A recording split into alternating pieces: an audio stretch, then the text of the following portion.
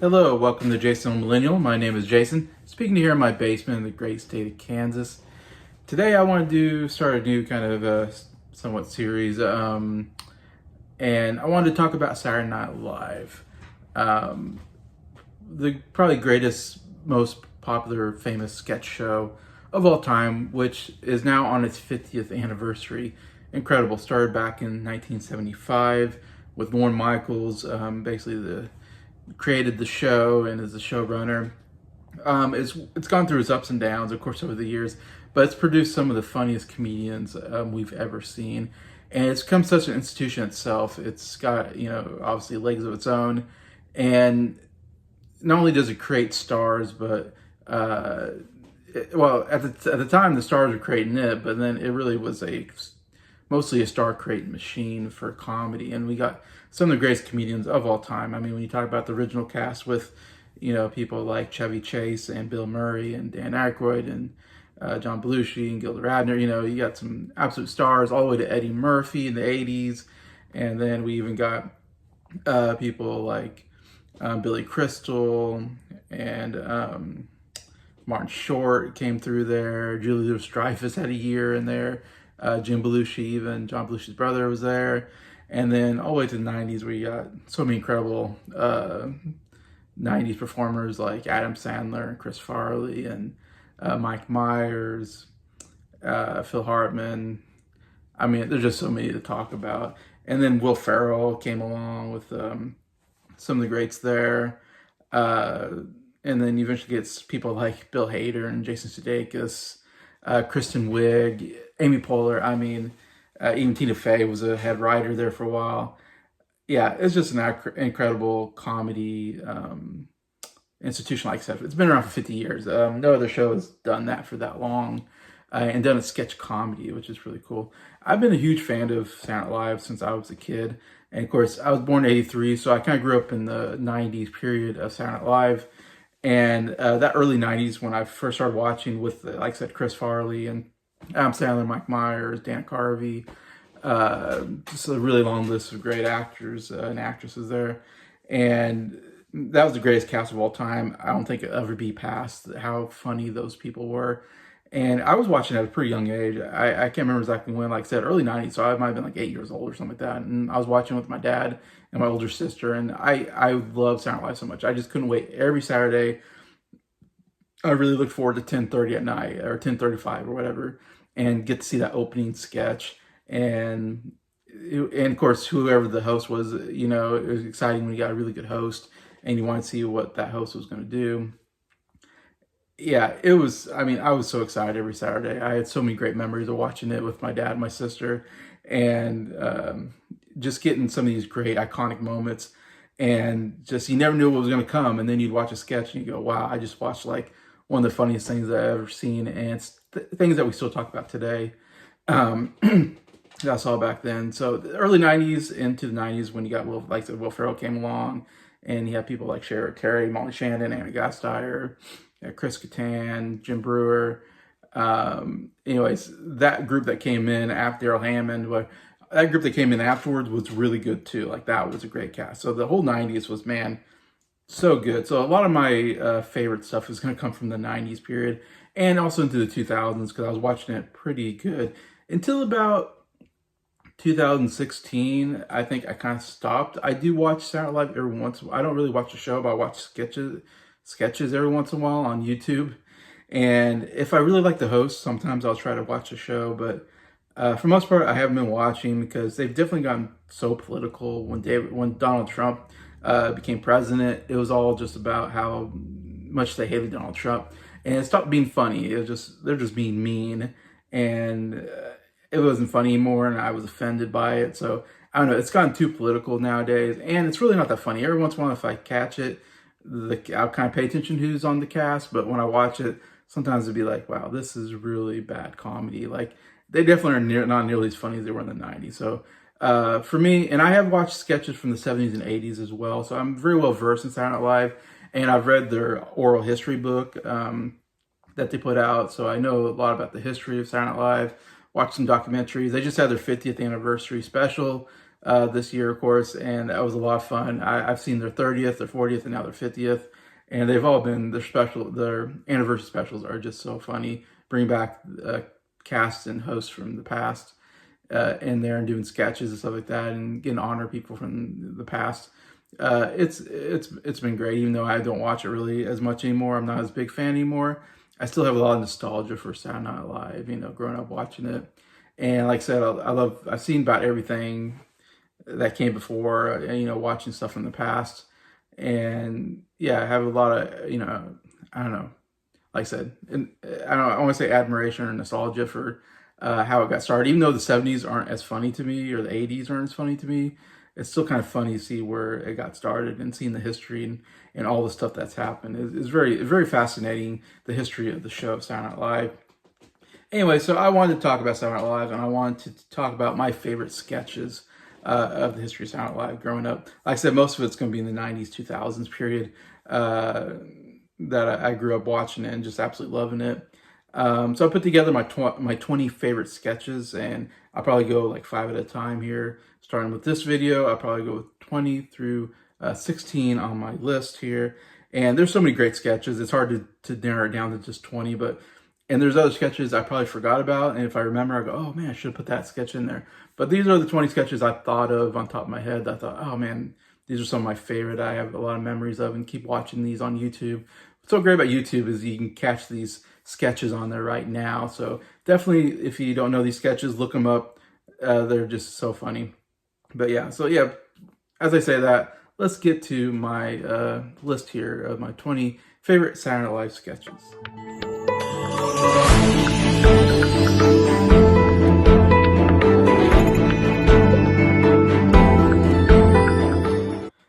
Hello everybody, hope everybody's doing well here on a Monday night.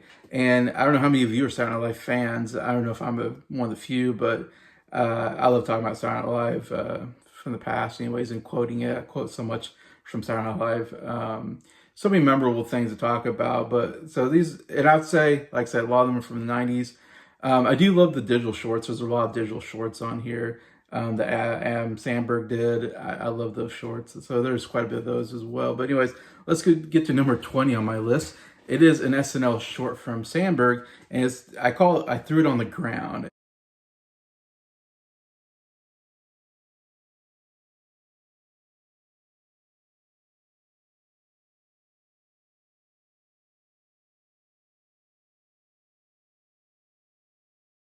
Is basically the song and the sketch of it. Anyways, and it's again, most of Saturday Night Live is done live on the stage in front of an audience with, no editing. Adam Sandberg really kind of brought forth this whole digital age where they actually shoot stuff and they edit it, and usually they do a song or something like that, and they put it out as a digital short, whatever. And there's a lot of great ones here, and this one is not even, I mean, I got a lot of them on the list, but this is so funny, I had to put it on here. And I have some pictures on my show. As you saw, I'm going to show some pictures of the sketch, so you kind of get an idea of what's going on there. Basically, through on the ground, Adam Sandberg, I think his name is, he's playing this character who's like just a real douchebag, if I can say it. And he wants to, he's kind of like this, I'm against the man, I'm against the system, and I'm not going to be a slave to the system. He says stupid stuff like that, And so it starts off and he's talking to somebody, and and someone gives him, I'm trying to remember how it starts, but I think he's like talking to his girlfriend one time, and she gives him a phone and says, this is your dad, meaning your dad's on the phone. And he says, that's not my dad, that's a phone. And he goes, and I threw it on the ground. And they show him in slow motion throwing the phone on the ground. It breaks. And he keeps saying, I'm not going to be part of your system. Which makes no sense. And the girlfriend's looking at him like, what's wrong with you? But it's stupid, but it's so funny. And just the sight of Sandberg throwing something on the ground in slow motion while he sings the I threw it on the ground. And it's super catchy too. Once you start listening, you go, oh my gosh, it's so catchy. But he goes from that, if I remember right, to dog, hot dog sells, or he has a hot dog cart, and he's buying a hot dog, and the guy goes, you come here all the time, and you've given so much money for my business. How about I give you a hot dog for free? And he says, what do I look like, a charity case? I threw it on the ground. And he throws the hot dog on the ground. This guy's just being nice to him, but he has to be feel important, I guess, and so against everything that he just throws everything on the ground to show his protest. It's kind of a self-righteous, protest anyways. And then the best one is he goes to a birthday party and someone offers him a cake, and he goes, happy birthday to the ground, and throws the cake on the ground. The way it's edited, it is so funny because he knew it's coming, but the fact that instead of saying I threw it on the ground, he says happy birthday to the ground. And then he goes, I threw the whole cake, and he throws the whole cake on the ground of this little kid's birthday party. Then the skit ends with him seeing two celebrities, which is Elijah Wood and Ryan Reynolds, just sitting their mind their own business, talking, having lunch or whatever. And so he goes over to them and throws their table down, saying, they're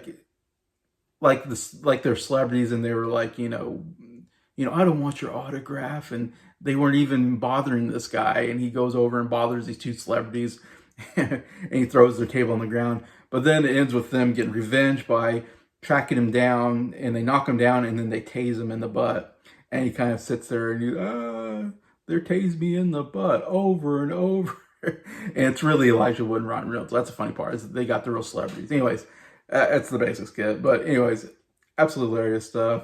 Super catchy. Yeah, had to put it here. Number 20. Number 19 is kind of a really kind of short part of the sketch, but the first time I saw it, I died laughing. And this is call it chopping broccoli.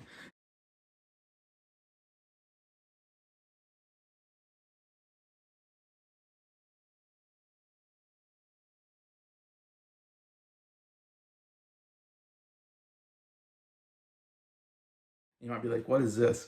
And it's Dana Carvey, and you got Sigourney Weaver as the host, and you got Phil Hartman also. And there's actually a first part of the sketch, and they're I believe they're music producers, basically. And they have a part with John Lovitz, but then after John Lovitz leaves, then Dan Carvey comes in, and he's a musician, and they're like, hey, you got a new song for us or something like that. And he's like, oh, yeah, sure, or something like that. And he goes to the piano, and and you see in his eyes that he really doesn't have a song ready. So now he's got to make up a song on the spot. So he starts playing the piano, and he starts trying to think of a song. And then he starts, singing this, there's a lady that I know. If I didn't know her, she'd be the lady I didn't know. And that's the first verse. But the way he's doing it, and he's playing the piano, and Dana Carvey's so talented, and he's so funny in the sketch, is the fact that when he's doing it, you can tell he's trying to think of the next word, and he's looking at them and going, and obviously the lyrics are just very simple. There's a lady that I know. If I didn't know her, she would be the lady I didn't know. It's the stupidest lyrics, but it's the only thing he'd come up right off the top of his head to play for these music execs. But the way he does it is just so funny. And what's really funny is that Sigourney Weaver and Phil Hartman, as he's playing this song, they don't realize that he's just making it up on his spot. They think this is a real song that he wrote, and he's presenting to them. And Phil Hartman especially is looking yeah, he's looking yeah, this is really good. He's really, I don't know, the facial expression on the Phil Hartman is so funny, but it gets even better as he's trying to as he's making this up as he goes. He says, the lady went downtown, she bought some broccoli, she brought it home. Now she's chopping broccoli. And that's kind of the part what I call it, chopping broccoli. That's the real funny part of the song. Is again, he doesn't know what he's doing, so he's just writing a song about a lady who gets broccoli. And then he just starts repeating the same word. She's chopping broccoli. She's chopping broccoli. And she's getting real passionate and chopping brock. And he's doing different things with the words. And again, you have to watch it to give it. But anyways, it's one of Dan Carvey's funniest moments, and Dan Carvey's one of my favorite on Saturday Night Live. Anyways, but it's a short skit, but man, the idea and the execution is so funny. So I got Chopping Broccoli at number 19. Number 18, I'm going back with the Dana Carvey. Probably Dana Carvey's most well-known character that he created, and that is the church lady here.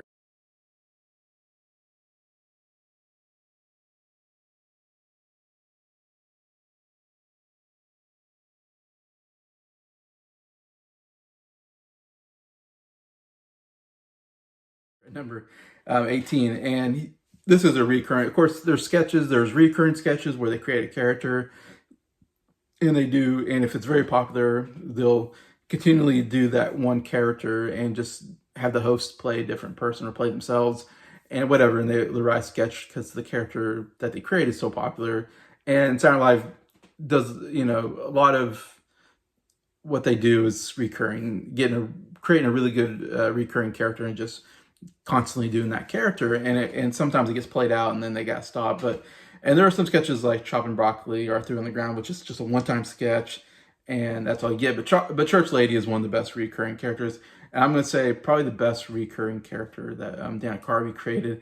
And he did it on his very first show. I remember seeing an interview with him, like his very first time he created this character. He was a stand-up comedian in San Francisco before he got Saturday Night Live, and he had this kind of character created.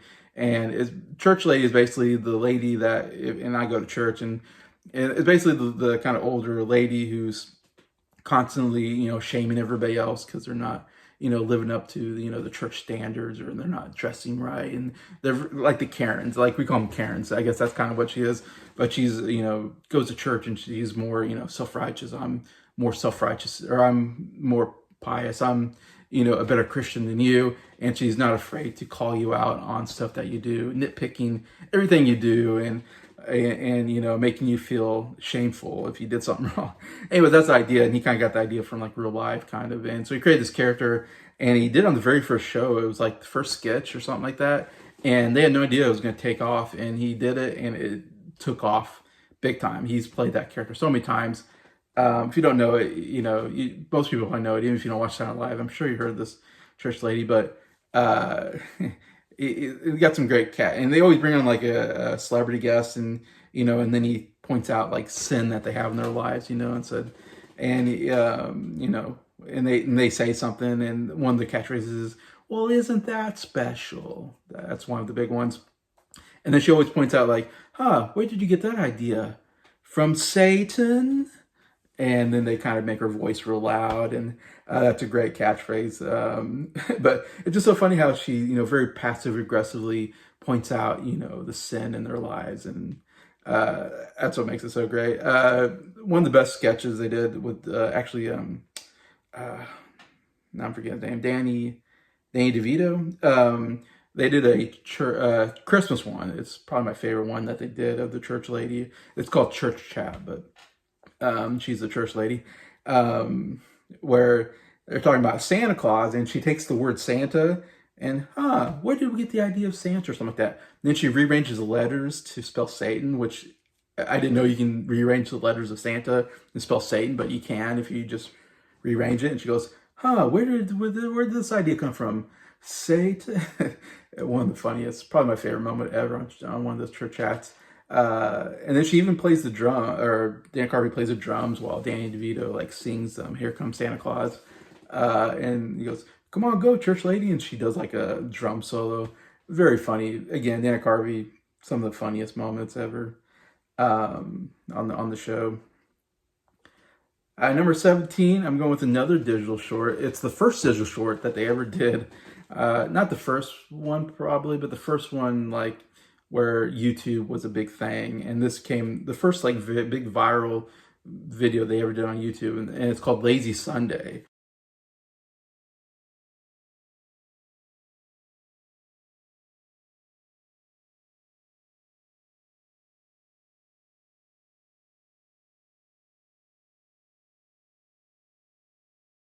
And if once I say Lazy Sunday, hopefully you know what I'm talking about. But it's a kind of a rap that Am Sandberg does with another member. Now I'm forgetting his name on top of my mind.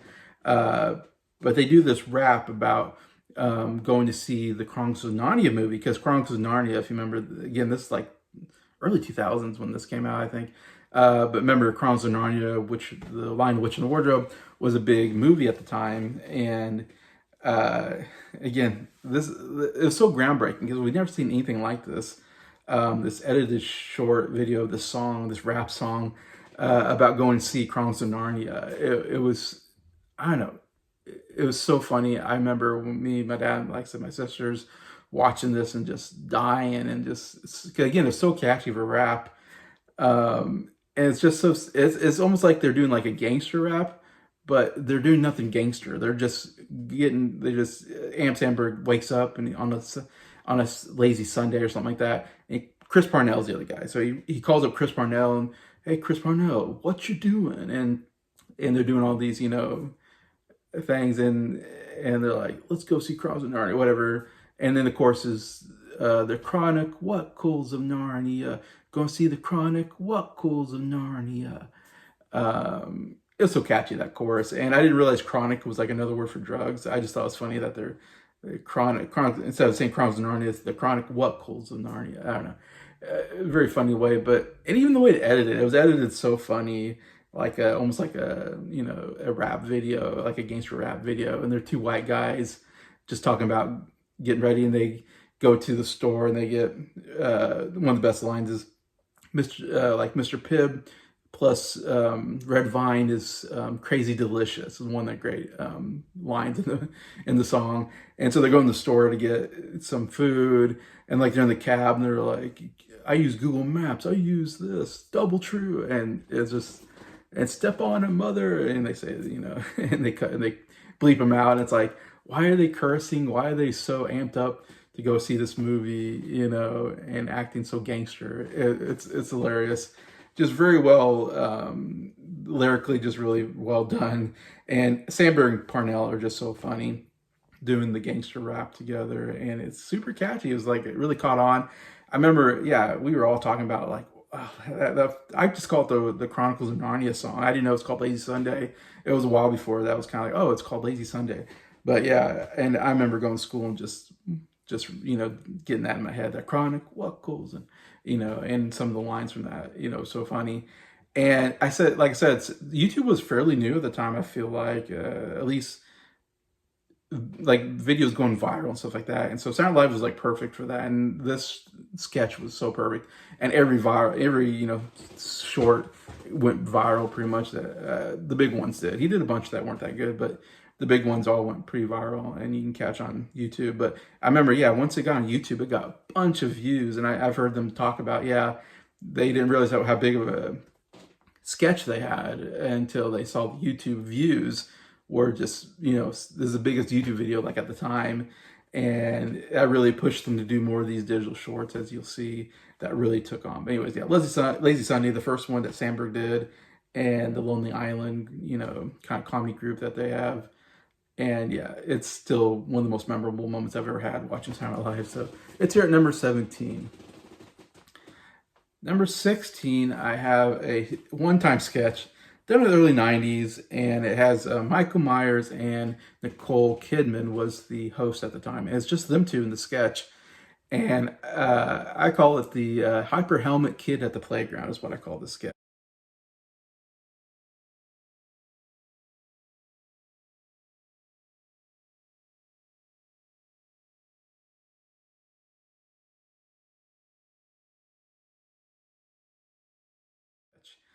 And basically, Mike Myers, they're playing like little kids, like very little kids, and he's got a harness, and it's tied to a jungle gym, basically. So his mom, to keep him from running off, put a harness on him and tied him to this jungle gym. And he also has a helmet on because, so he doesn't fall down and I guess hurt his head.